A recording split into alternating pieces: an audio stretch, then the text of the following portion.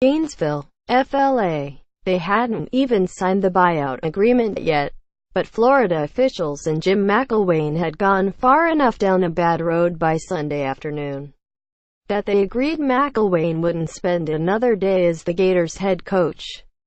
A day after a 427 loss to Georgia that probably came after the real final straw. The only coach in SEC history to win division titles in his first 2 seasons would not finish his third at Florida. So how did this happen? It wasn't only because the Gators lost their last 3 games. It wasn't only because a coach hired to fix a struggling offense couldn't develop a reliable starting quarterback by year 3. It wasn't only because of blowout losses to Florida State and Alabama to end McElwain's first 2 seasons. It wasn't only because of an odd press conference last week. It was an amalgam of factors that all swirled into one giant ball of mess in the past 6 days. And suddenly there was only one plausible move. Fire McElwain and make defensive coordinator Randy Shannon the interim coach for the remainder of the season. On a day when everything should have been sunshine and lollipops. One of the first major cracks in the relationship between McElwain and Florida's administration formed. McElwain's Florida team had just whipped Iowa 303 in the Outback Bowl on Jan. 2. And Orlando Sentinel columnist Mike Bianchi served up an easy question about how much positivity the win might inject into the program. The answer started off fine. "We've got a lot of really good recruits that are excited to be Gators. And that's a good thing," McElwain said. "We had a heck of a year. 2 straight SEC East championships. New facilities." Then came the statement that, had it been uttered on a sitcom in the 80s, would have been followed by a record scratch. "Well, look for the commitment that we get from the administration moving forward.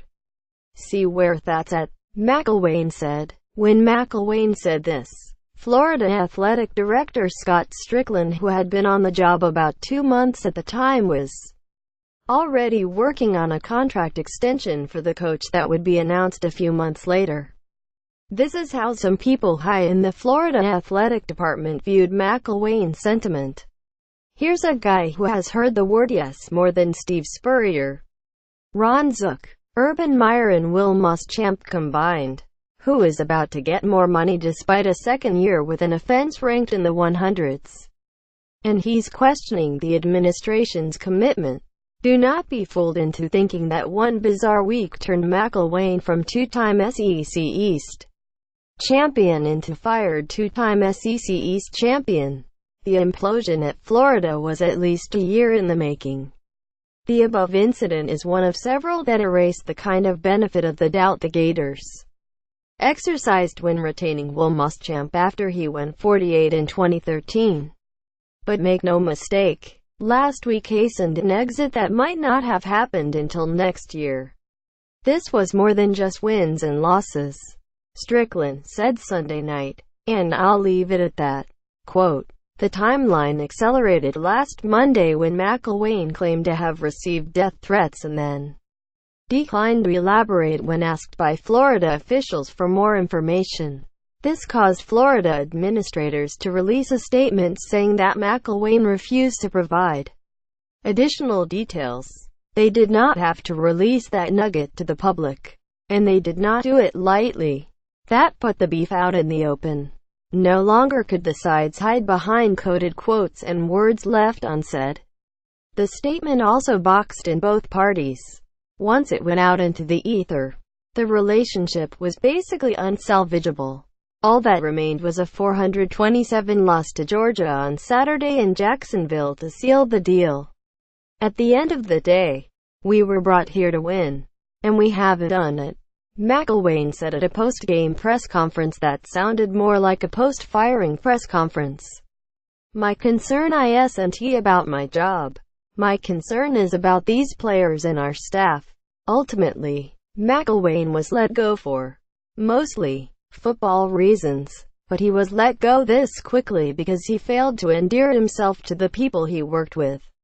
And 4. Florida coaches who win SEC and national titles don't have to endear themselves to their coworkers. Coaches who claim their dog could run the offense and then fail to score an offensive touchdown in 2 tries against a hated rival, Florida State, do need to curry some favor. McElwain elected not to. I know what I was brought here to do. We haven't been good on offense. I get it. We've won a few games. But we haven't won enough. We haven't won a championship. That's real. That's life. That is this business. And I take full responsibility for all of it. The Georgia loss encapsulated McElwain's issues on the football side and also offered another hint as to why the Gators accelerated this process. Philip Franks, the highest-rated quarterback McElwain recruited, completed 7 of 19 passes for 30 yards. That's 1.6 yards per attempt. Unless Franks blossoms this offseason under a new coach, Gators still don't have a quarterback of the future. Florida's defense, which kept the Gators afloat for the bulk of 2015 and 16 while still loaded with Muschamp recruits, got bulldozed by the Bulldogs. DBU is DB useless when the opponent averages 8.3 yards a carry. Florida State and Alabama exposed Florida's talent deficit in McElwain's first year. In year 3, the Gators looked just as far behind when playing a team with championship talent. It looks even worse for Florida that Georgia coach Kirby Smart, hired a year later than McElwain and a defensive coach rather than an offensive guru, identified and landed his quarterback of the future immediately. Smart, like McElwain, a former Alabama coordinator, flipped Jake Fromm, a Warner Robins, native who had been committed to Alabama. A few months after getting the job, Fromm took over after former 5-star recruit Jacob Eason hurt his knee in Georgia's season opener. Eason is back, but the job is Fromm's. Georgia has at least 2 quarterbacks who could start at Florida now, and top-ranked recruit Justin Fields is on the way. McElwain and company were excited to welcome Californian Matt Corral for next year. But the timing of Corral's commitment this summer was telling. It came just after Fields crossed Florida off his list. Smart already was drinking McElwain's milkshake on the recruiting trail. Now he's also doing it on the field. And since Smart appears to be building a monster in Athens, Florida and Tennessee, for that matter, must move to upgrade before they get left in the dust by the program that could take over as king of the SEC after Alabama's Nick Saban retires. Saban turns 66 on Tuesday. He looks like he's in his 40s. It's quite possible he coaches 15 more years and this predicted Georgia ascension never happens. But Saban might tire of beating everyone else in the league eventually. McElwain was surprised when he got to Florida that the Gators lagged so far behind in facilities.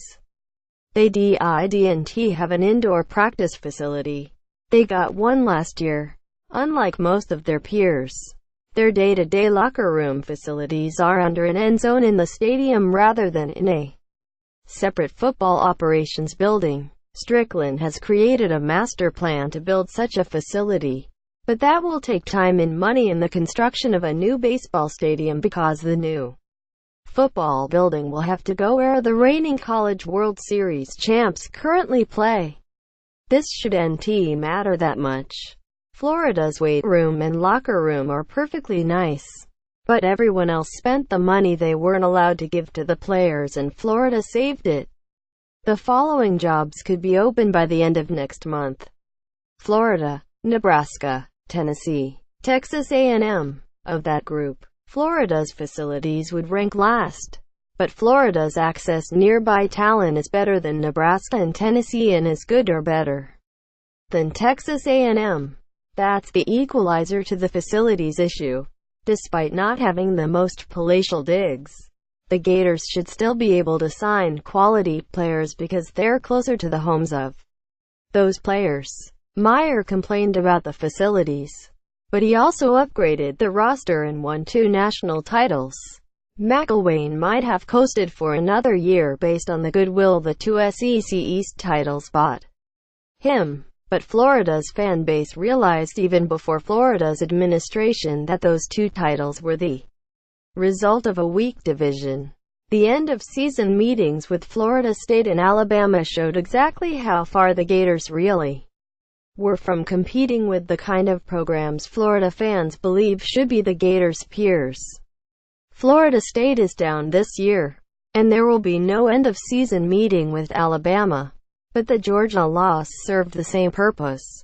The Gators aren't good enough. Had McElwain handled things differently, he might have gotten another year to try to make them better. Instead, someone else will try. The next coach will face the same expectations that so rankled McElwain. But that is life at a program less than 10 years removed from its last national title that sits in the middle of the state that has produced more current NFL players than any other. The next coach had better embrace those expectations, or they'll also swallow him whole.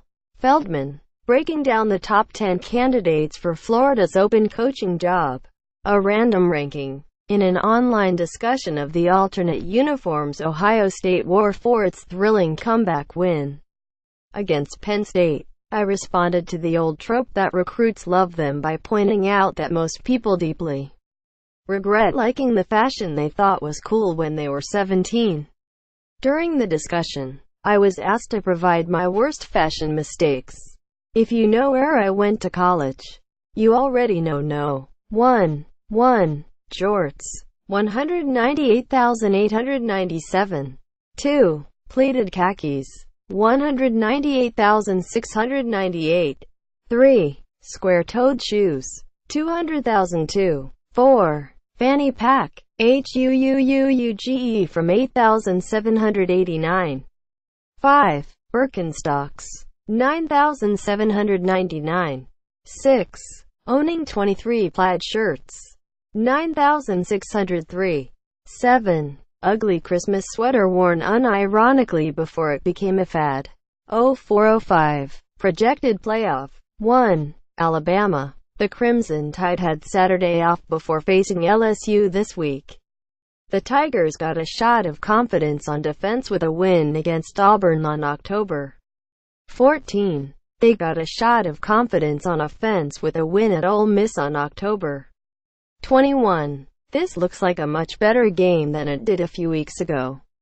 But it still may teach us more about LSU than it does about Alabama. 2. Georgia. The Bulldogs crushed Florida, which shouldn't be a surprise given the way the two teams have played this season. But put into context of Georgia's recent history against Florida, the win was much more impressive. Finally, the Bulldogs hammered the Gators when they had a vastly superior roster. That is a sign that Kirby Smart has changed the culture in Athens. 3. Notre Dame. The Fighting Irish had an easier time than expected with NC State.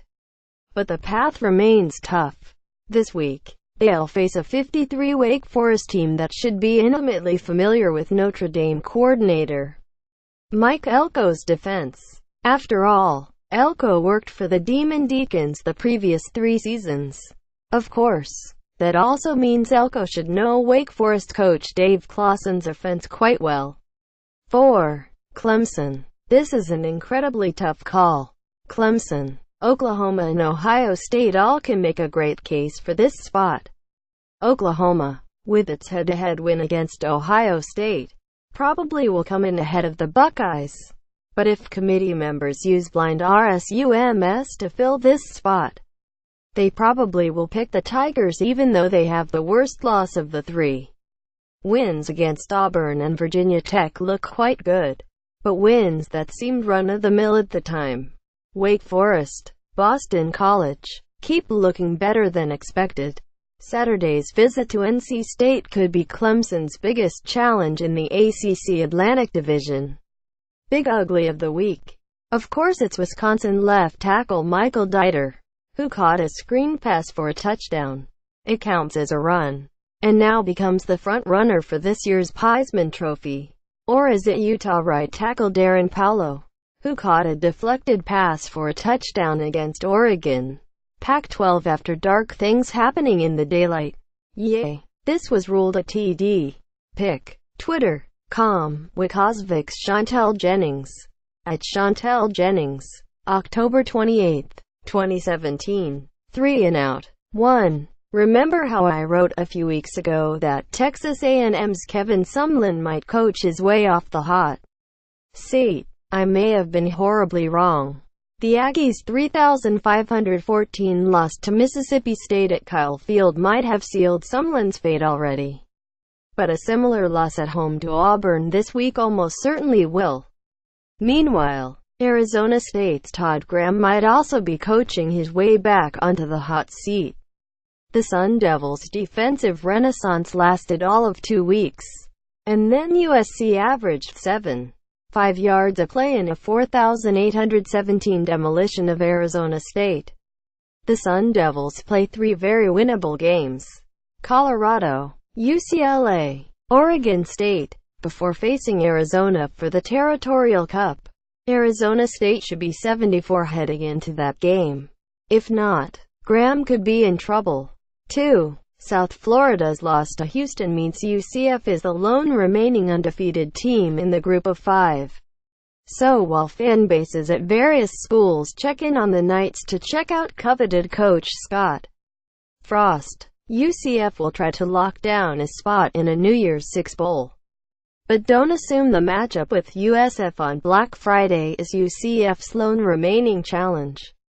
The Knights face 62 SMU in Dallas on Saturday. This game is a chance to watch 2 of the best teams in the American Face-Off.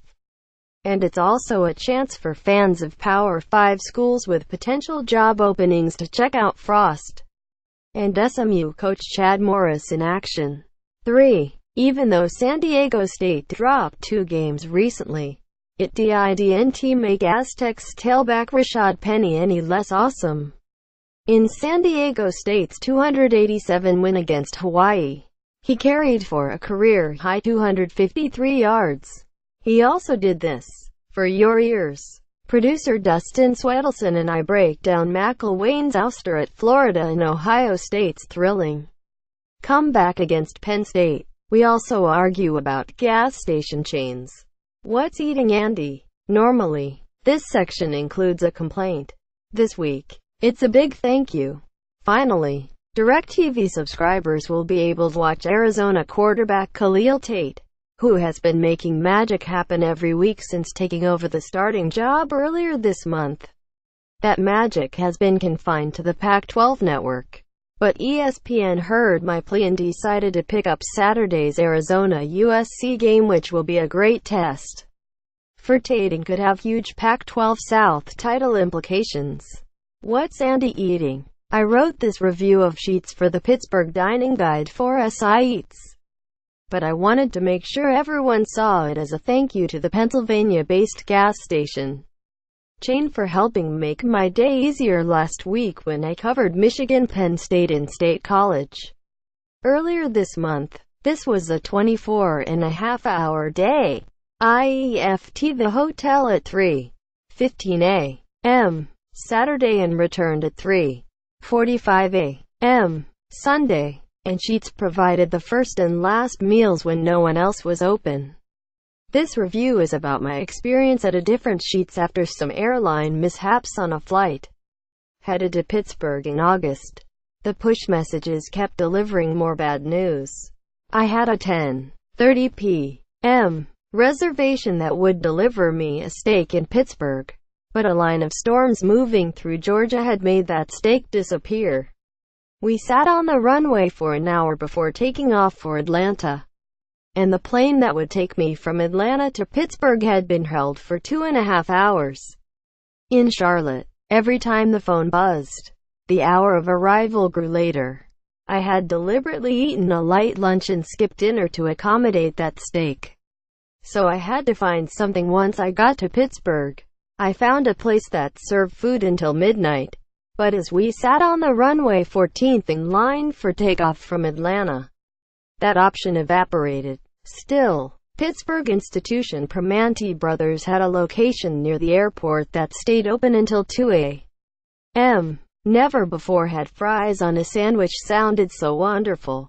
But when I finally walked through the door at 1:25 a.m., I learned the kitchen closed at midnight. Desperate, I nearly resigned myself to a meal of beef jerky from the market at the hotel. Then I remembered where I was. Though the concept has proliferated throughout the country in the past few years, people in western and central Pennsylvania have been lucky enough to have Sheetz service stations for decades. At any time of the day or night, Sheetz stores offer made-to-order food that surpasses most fast food restaurants and rivals plenty of fast casual and sit-down chains. The trick is keeping the touch-screen ordering system from taking you down a dark path in the wee hours. As expected, I found a Sheetz within 2 minutes of pulling out of the Primanti Brothers parking lot. Within seconds, I was at the screen trying to decide just how much I wanted to pollute my body before bed. It helps to remember in these moments that the screen acts as a perpetual devil on the shoulder. I pressed bratwurst. Then the questions began in the form of touchable squares offering me various options. Q. Would you like a pretzel bun? A. Yes. Preceded by a word your favorite football coach uses frequently. Q. Would you like chili? A. I should do this now. This is a bad idea. This will hurt when the sun rises. Of course I want chili. Q. Do you want jalapenos?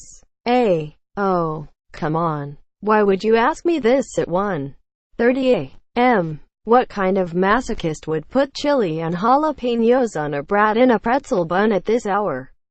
Of course I want jalapenos. Q. Would you like something else? A. Did you see what I just ordered? What's wrong with you? Are you trying to kill me? Yes. I also would like a burger and fries.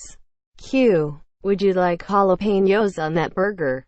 A. You're trying to kill me. Don't you want me to live so I can order more Sheetz food at a later date? This doesn't seem like a healthy long-term business plan. Okay. Give me the jalapenos. Q. Do you want chili on that burger? A. No. No. No. Even I have limits. I want to make it through the night. It's true. Even I have limits. Andy Staples. Minutes later, I had a meal fit for a king, or at least fit for a highly inebriated king. Any frustration over the flight delays had been melted by the heat of those jalapenos. The pretzel bun was soft. The brat had a perfect snap. The burger was greasy and glorious. I had planned to blow a small fortune on a steak. Instead, I had spent $11 and gone to sleep smiling. I may be no match for the order screen, but I still won that night.